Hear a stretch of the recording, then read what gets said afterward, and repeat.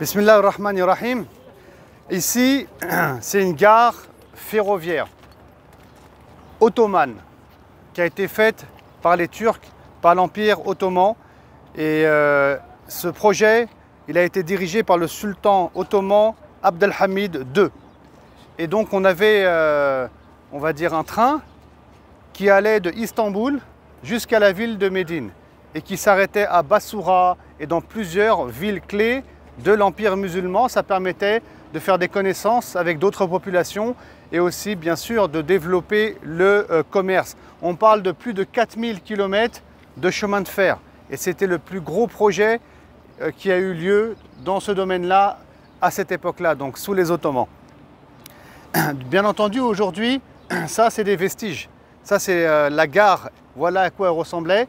Elle est toujours présente. Et à l'intérieur, il y a un petit musée qu'on va découvrir ensemble, Inch'Allah, juste après. Et là-bas, on voit aussi un wagon de l'époque qui est toujours présent.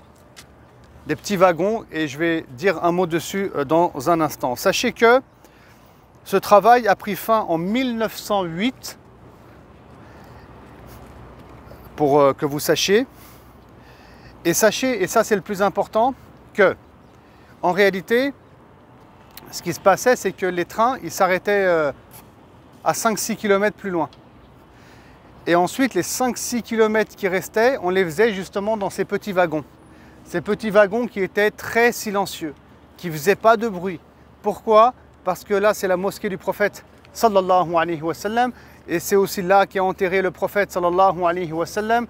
Et que Allah subhanahu wa ta'ala dit dans le Coran, La tarfa'u aswatakum fawqa sawtin nabi. Ne montez pas votre voix sur la voix du prophète sallallahu alayhi wa sallam, de peur que vos actions soient anéanties. Du coup, il ne voulait pas qu'il y ait du bruit. Donc, ces trains faisaient du bruit, mais les 5-6 derniers kilomètres, c'était dans des petits wagons, pas des locomotives, ça ne fait pas de bruit, et ces wagons approchaient doucement de Médine jusqu'à arriver ici à la gare routière.